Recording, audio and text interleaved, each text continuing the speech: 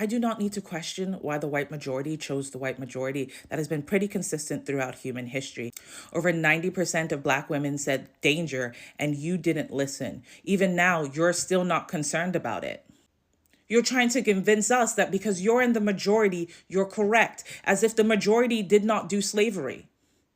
The majority has been wrong over and over again. So JJ McAvoy responded to a white woman defending herself in 7 ways on why she voted for Trump. Highly recommend going to watch JJ's original video and really hearing everything that they had to say. I really wanted to focus on the consensus aspect of things. Consensus is hard. It's really hard to do until it's easy because you've built that trust, and then it becomes a really inclusive process that feels good to everybody involved. I think a lot of the problems that we have is because we want the quick, quick, quick. And so we're like, well, we'll just do majority rule. So 51% is a majority.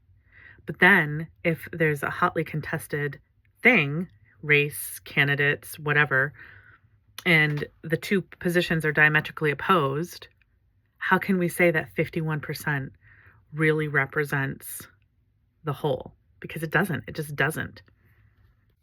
I want consensus as our decision-making model moving forward.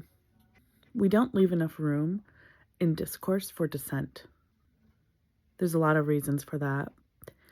But right now I want to focus on what this poster named is that the majority is not always right. Majority rule allows for quicker decisions to be made.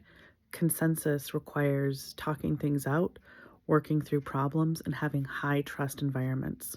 And high trust environments rely on building relationships with one another. 90% of Black women and 80% of Black men said no, and we ignored them. We didn't listen. We didn't listen to their warnings, their concerns, their needs. The majority is not always right. I got this picture when I was learning about consensus. We have 3 types of decision making: tyranny, one man rule, one person rule; majority rule, the 51 to 49%, or consensus. And consensus has a lot of different ways of thinking about it. The bottom line is you have an idea, and then you have a decision point, and then you have implementation. Notice how quickly implementation happens after a decision is made with consent. And is implementation ever true with tyranny? So J.J. McAvoy names specifically that Black women and Black men were effectively the dissenting voice, the very clear and fist to 5 consensus is 0, do not pass go. And we ignored them and we went ahead anyway. Majority rule doesn't mean it's the right decision.